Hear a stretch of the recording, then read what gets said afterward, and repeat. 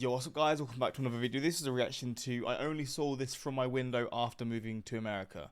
So I assume this is going to be a video maybe focusing on nature or things you see in your gardens in the US. I mean, for example, I don't know if it's going to be going into this, but people bird watch. I think for some people it's like a hobby. And I guess with that, in the US you're going to see probably more, a wider sort of range of birds as opposed to the UK. Things like this or other stuff, I don't know what else you're going to see in your garden. Different flowers that you see, different things. I mean, I'm assuming it's this, but maybe he's just more specifically just talking about things that you just see in the US compared to the UK. It's just differences that you see. But we're going to check this out, and obviously we'll find out throughout this video. But hopefully you're going to enjoy this reaction. Hopefully you're all doing well. And let's just jump straight into this video. I'm making a video for my YouTube channel. Hello. Do you ever find yourself just gazing out of the window, and not in a creepy way, perhaps at the weather or those joggers running by, or that bloke who lets his dog shit in your yard? Well, today I too am in a glancing mood. Why? Well, firstly, this is about to be a video in which I compare some of the things that I've seen from British and American living rooms, but also because nobody else in this house gazed more from this window than my cat. And I have the unfortunate news of announcing to you, his worshippers, that after 14 years, 10 months and 12 days, Mr. Kafka has died. It goes without saying that we miss him very much, and because of that, bro, losing pets is the worst thing in the world, man.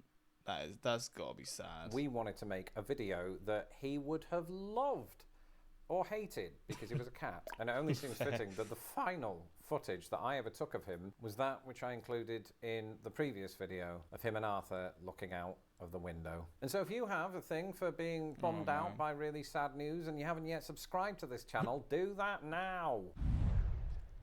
In the meantime, here's a fun and comprehensive look at some of the things that I've seen out of British and American windows. What are we at time-wise?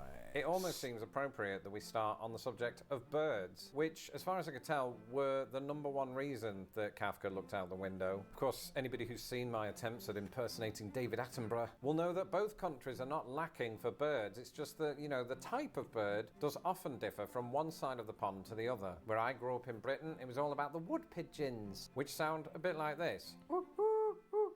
Yeah, everywhere. But in the house that I grew up in, it was also... I mean, I grew up with a woods behind me, and every morning you would hear that, and just throughout the day you would just hear pigeons just making that sound. Not uncommon to see sparrows, maybe even the occasional chaffinch. And actually, just recently I read that chaffinches are one of many birds that are common to Britain, but you won't find in North America. Then again, the US has plenty that Britain doesn't. I've just seen one up in the tree. American robin! Also, here in Chicago, it's very common to see mourning doves. About 3 years ago, me and Kafka did a video all about this North American phenomenon. And just a few weeks ago, we had mourning doves down here in these bushes, and Kafka was right in this area looking at them. It's tremendously weird, isn't it, how quickly things can change with cats. And then cardinals. And actually, a few years ago while I was... These are so cool, man. They stick out so much. I don't think you really get colourful birds like this very often in the UK. To me, this just seems tropical, and it's not, because it's Chicago, right? This is not a tropical area, but just seeing different coloured birds like this is pretty cool. And definitely not something that you'd see often in the UK. Taking one of those online quizzes, I discovered something about cardinals. Did you know there are 7 US states that have the cardinal as their state bird? All 7 states are joined together to form one huge country that happens to be shaped like an upside down cardinal. Or maybe it's my cat, I don't know. Mayonnaise. And of course, Stop it. in both countries, even on streets where garages exist within a house or next to it, you'll often see cars parked on the side of the road. And this is probably where the British view becomes an AI rendering of the American view, or vice versa. The cars are just slightly different. I say slightly. We've talked before about how American cars are more massive. You've also got the type of cars that are popular. In Britain, it's your Ford Fiestas or your Vauxhall Corsas or your Volkswagen Golfs, or is it your pickup trucks, or your Honda Civics, or your, what's that, Toyota Camry. And here's something I've noticed, specifically here in the US, is that most of the cars that I'm seeing down this street and that I see on the road at any given time are either silver, white, or black. And this is, you know, due to a number of reasons. A lot of it's cost, and or the owner doesn't want to risk getting a car that's, you know, puce and growing sick of it. In Britain, it's similar to this. However, in the top 3 most popular car colours, blue has usurped white in that 3rd space. You know, moving to America has introduced me to a wealth of cultural differences. Driving on the right, tipping everybody, including the toaster, and my personal favourite, being told that I've won an iPhone 14 simply for existing. And while I never clicked on those obviously... Secure the bag, baby. Secure the bag. Pond. The link is in my description below. Did you know that America has 2 completely different brands of mayonnaise that are... As I look out here right now, the thing that really stands out to me compared to when I used to live in Britain is all the grass. But it isn't just the garden or yard that presents grass. You have grass. I always thought this as well, but this is just from doing reactions. It always looks so green, like the lawns, and then a lot of the time, like the front gardens won't be fenced or anything. So then it just sort of looks like it's part of the pavement, but then it's not, because it's obviously your garden. And then you've got this area here, which is also just part of the pavement, or just this area. Like this section here is not part of this person's garden, is it? This is just, I guess, to make it look nicer. This is definitely a common thing in the UK. You don't ever have it really when it's like green and then there's no fencing at all. Like that's not a thing that you ever find in the UK. It's always like a garden that's sort of fenced off or got some sort of wall. You do occasionally get things like this, to be honest, like on this side of the pavement where it just adds a bit of greenery, but it never looks like this. It's always like, for example, you'll find like trees that the roots are then sort of growing up in like above the ground, and it just starts cracking and that sort of stuff. And the grass is never this well kept either. So you do have attempts to have it like this, and maybe some areas it is nicer, like I don't know, some parts in Mayfair, London or something where everyone's rich. But you typically just have this where it's just gone a bit muddy, and then again the trees are sort of uprooted or whatever you call it, and it's just it's not looking as clean as this. On the other side of what Americans know as the sidewalk, we know it as the pavement. It's nowhere near as common on British residential streets to have that grassy area next to the road. And so what I think that does is it sort of expands the distance from this house to the houses across the street. So thankfully, because of that, it's much harder for my neighbours across the street to see me dancing in my underpants. Mayo-infused crisp sandwich, whether I'm here in Chicago. The funny thing is, though, if British streets did commonly have berms, or one of the many other terms for that strip of grass, most of us wouldn't be able to see it. Do you know why? Hands up. Hands up. Those of you at the back. What's the answer? Because there'd be a wall in the way. Yeah, that's right. A garden. Of course not cars, because cars are parked on the pavement or on the road. Often made of brick that basically secures off the perimeter of your garden from, you know, the general public. That is weirdly less common in the US. Sometimes there'll be a fence, and sometimes it's just open land from the sidewalk to the front. I just always find it so mad. And then sometimes you'll have it where even the back garden's somewhat open, right? I don't know if that's as common, but that's not something you'd ever find in the UK. Yard, which is why he is able to bring his dog into mine. Get out! I don't know which approach I really prefer, because I think that the walls that I'm talking about in Britain, they're not usually, you know, this high. It's something that, you know, a baby could climb over, and often do. Where are the parents? I suppose it would stop hedgehogs getting in. Actually, I don't know why you'd want to do that. Hedgehogs are really cute, which actually brings us on to this. So what's going on?